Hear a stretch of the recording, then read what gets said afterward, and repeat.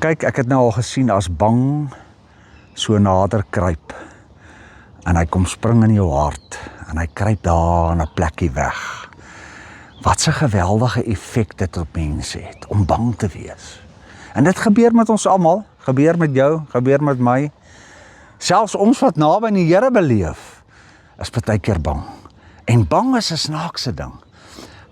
Dit kom eintlik nie van God af nie. Vrees en bang en angs en al hierdie goeters wat ons deesdae so besig hou, is nie iets wat van God afkom nie. Dit kom van hierdie ou wêreld van ons en dit kom van die donker af. Daarom kruip hy in 'n donker plekkie weg.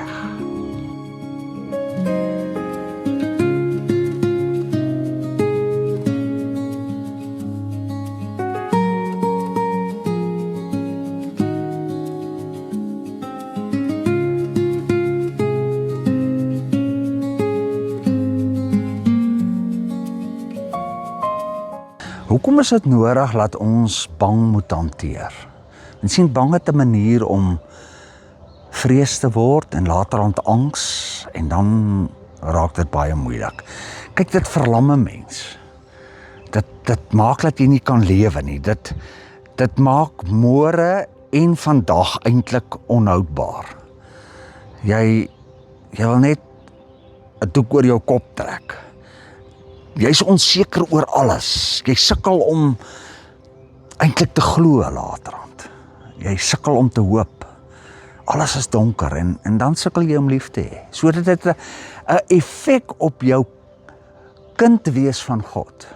Jou lewe in die koninkryk van God wat nou hier teenwoordig is. Want God wil hê ons moet as koninkrykskinders leef onder sy sagte juk. En ons het in hierdie week dit so mooi gehoor.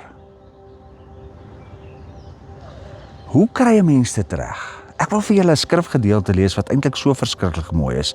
Daar's 2 sleutelgoed wat ons moet onthou rondom bang en angs en vrees. Die eerste een is, Jesus kom toe nader en sê vir sy disippels, Matteus 28 vers 18.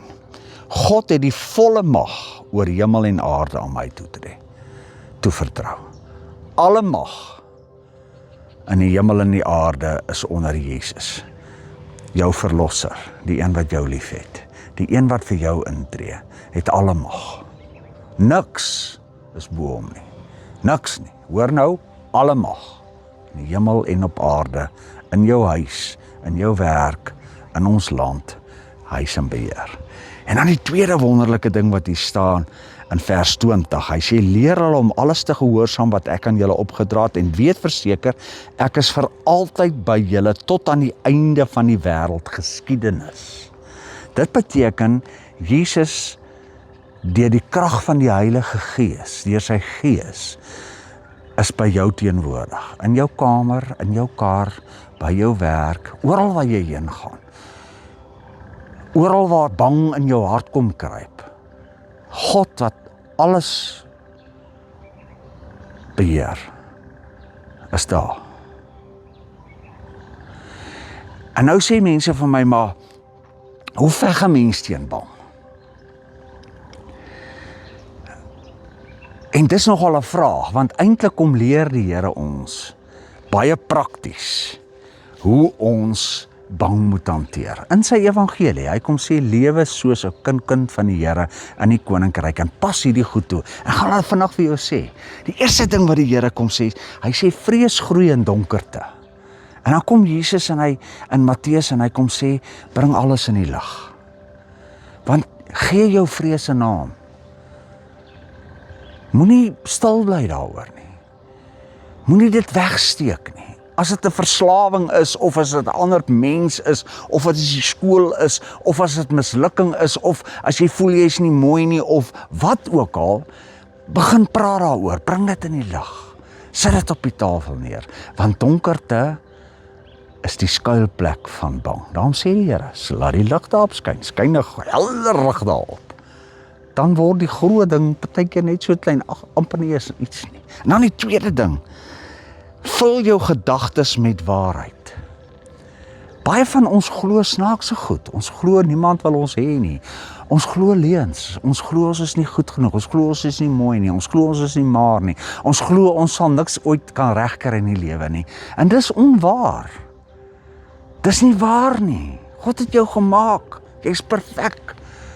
Hy het jou aan mekaar geweef in jou mamma se skoot en hy weet dat jy in staat is tot ontsettend baie, veral met die gees van God wat in jou woon. Nie waar nie. Noem die onwaarhede en begin teen hulle veg. En dan kom hy met die derde ene. Hy sê, as jy bang word, bid. Met ander woorde, waartoe moet jy eers gaan? Ons soek oral na oplossings. Jong, ons harte bina toe en wanneer al die wiele van die kar op die ouend afgeval het, en ons iewers in 'n hospitaal lê oor angs en vrees en kan nie my lewe meer leef nie, dan wil ons na die Here toe gaan. Gaan sommer eers na hom toe, wanneer hierdie ding begin in jou. Bid, praat met die Here. Hou aan beweeg, al is jy bang. Ou Dawid, toe hy daar uitstap en Goliat daar voor hom staan, het sy broek gebewe, my maat. Maar hy het nie gehardloop nie. Moed beteken nie dat daar 'n wesigheid van vrees of bang is nie. Moed beteken, ek stap uit. I face the music. Petrus wat uit die boot uitgeklim het. Hy het uitgeklim. Hy het daai tree gegee. Oppas wat jy kos gee. Onthou, as jy bang kos gee, dan groei hy.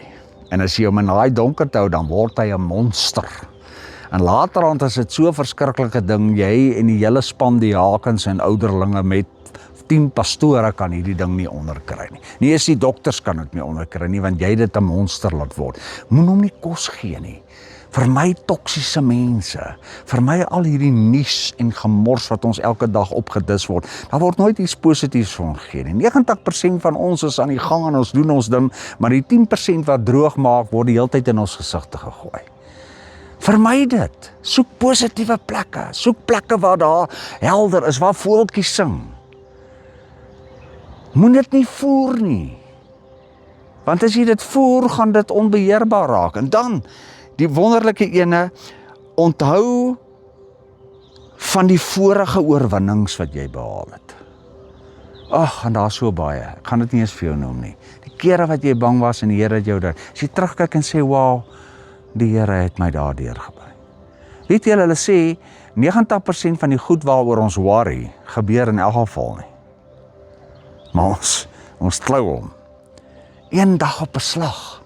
Moenie môre en volgende jaar en oor 10 jaar se moeilikheid. Jesus sê, vandag het genoeg moeilikheid van sy eie, moenie.